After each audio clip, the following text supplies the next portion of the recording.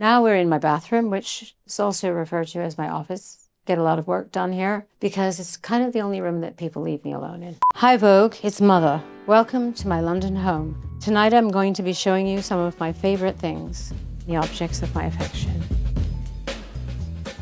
I'm standing in my office. This is the mothership. Actually, I don't do a lot of work at my desk. It's a bit too formal. Mostly, I have an excellent sound system in here, so when I'm listening to mixes of my music that I'm working on, I sit on this couch, I dim the lights, I light some incense, and vibe. Tonight I want to show you one of my favorite objects in the whole world. It's a painting that Frida Kahlo painted of herself. She often painted herself with monkeys on her shoulders. She did have a lot of monkeys, but the reason that she had them is because she trained them to let her know when her husband had been sleeping with another woman. If he came home from his studio and he was having a good time with one of his female models, which he did often, the monkeys would go mad and then she would know and then she would punish him accordingly. But then there's a history of the painting and how I came to have it. In high school, there was only one museum that you could go to. It was called the Detroit Institute of Arts. The first time I came there were these huge Diego Rivera paintings all over the wall, murals. But what I was really drawn to were the small photographs kind of hidden away of this beautiful Mexican woman. And I just was really taken by her self-possession and unique beauty. And it really moved me. And she became a kind of eternal muse for me. A few years later, I moved to New York from Detroit, Michigan. And I started walking around and there was a street fair and I saw this postcard and it was this painting. This is my first 5 minutes in New York. And the first person I see is Frida. From that day on, I kept her with me wherever I went. I got a thumbtack or a nail, nailed it to the wall, and she was like my guardian angel. And I vowed to myself one day I would own that painting. Cut to 11 years later, that painting came on auction, and she was mine. If you're a struggling artist and a woman struggling in the world and you feel like an outsider, then you can make a connection to Frida. She's just so like, don't fuck with me. So she gives me a lot of strength.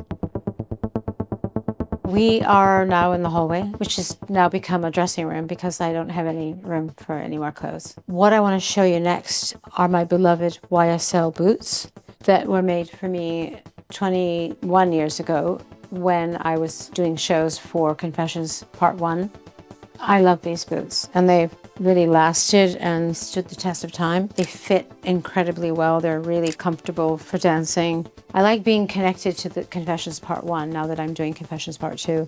And there's like energy in them and they support my feet and I'm sure they have something to do with my dancing. I don't know, they're just the perfect shoe. I've worn other boots, I've worn other shoes, and these are magic.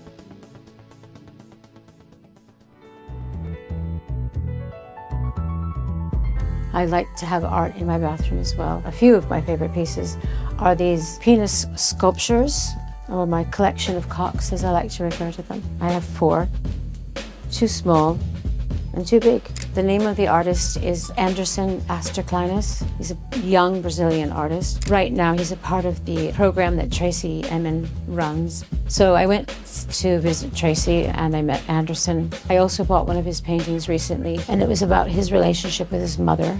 And I asked him, is your mother proud of you? Has she seen your paintings? Do you show her your work? And he said, no, I think it might disturb her, and I don't want to upset my mother ever. He told me that every one of his paintings were in some way about her. I actually almost started crying. I was very touched by his story and said goodbye to him after spending some time with him. He came running after me with this brown paper bag and he said, oh, I want to give you something. Got in the car, started driving home, and I opened the bag and it was these beautiful penises. They're just really lovely, and here they are, objects of my affection.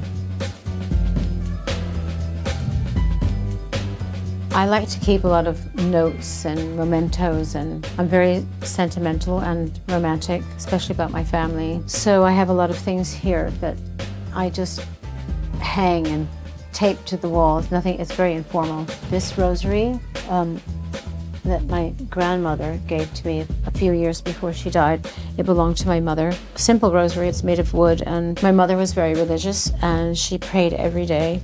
Every bead of this rosary, she said the Hail Mary. You may have noticed in the beginning of my career, I wore lots of crucifixes around my neck, which was more a tribute to my mother than Catholicism, to be honest. Here are some post-it notes that my daughter Esther wrote to me when she first started to write and speak in English when she was 5 years old.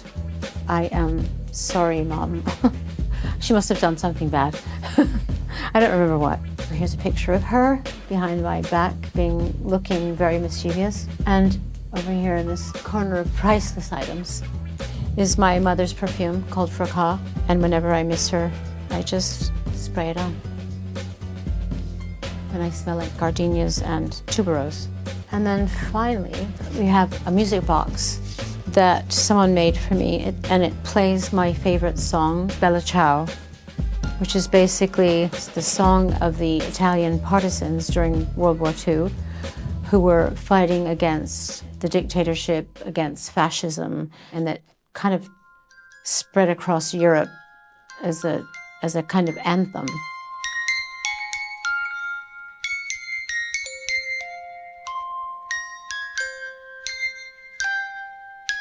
The next object of my affection is this beautiful sculpture made by my son Rocco. It was actually the first sculpture he's made. He gave it to me for my birthday last year, and I burst into tears. I love it when my children give me art, even whether it's writing a song or painting a painting.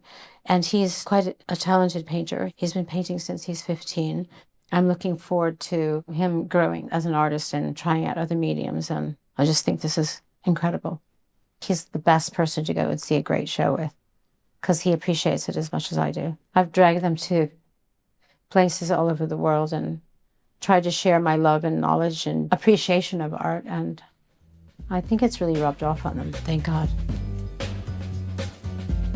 So now we are in my living room, which I call the blue room because everything's blue. It's a bit obvious. And this is a very small painting over here by Frida Kahlo also. It's called My Birth, probably a decade after I bought the Frida Kahlo self-portrait. And I was at a person's house and an elderly man came in the room and we started talking about Frida Kahlo. And he said, "Oh, I have a small painting of hers in my cupboard, in my armoire." He pulls out this painting. I sat there holding it thinking, oh my God, what is this doing in a cupboard? Eventually he sold it to me. Basically the story behind this is that Frida never felt like she was connected emotionally to her mother. She felt shunned by her in a way. Her mother didn't care whether she existed. So she portrays her mother in this painting with a sheet over her head, kind of detached from the whole situation, detached from Frida. And I grew up without a mother.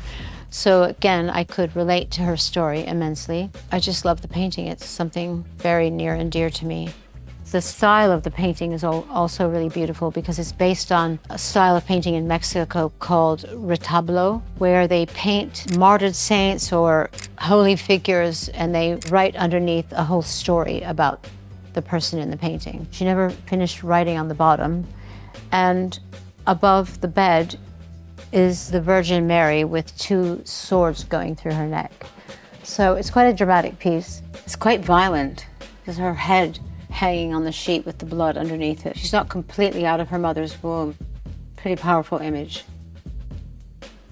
So now finally we are in my bedroom, and when I get to this room and I'm in this position, I'm so happy. I collect books and I'm really fond of first edition books, but these two books are my favorite. This is an Italian book written about Luchino Visconti, who's a filmmaker I love, adore. He made one of my favorite films called Rocco and His Brothers. Because of this movie, I named my son Rocco. And the other book is a book by Simone de Beauvoir, the ultimate feminist. This is written in English, this is written in Italian, so this one I can only admire and look at the pictures and hold it in my hands. This one I can read. And over here, this beautiful blanket that my daughter Esther crocheted for me.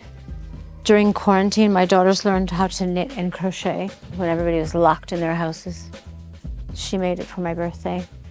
I love it. It's so soft. Everybody should touch it. Now that she plays football, she just doesn't crochet for me anymore. And now I am ready for bed. This is my doo-doo. Her name is Octavia. I sleep with her every night. A couple of years ago, I was really sick in the hospital. I was in a coma, and this beautiful nurse that was taking care of me, her name was Olivia. She was screaming at me every day, telling me I needed to get up, I needed to get out of the ICU, and she really gave me a lot of courage and hope. When I got out of the hospital and came home, my sister gave me this octopus. I looked at her and all I could think about was my nurse who took care of me. So I didn't want to name her Olivia exactly after her, so I called her Octavia. She's been with me ever since. The stuffing is starting to get kind of gross, but I love her, I adore her.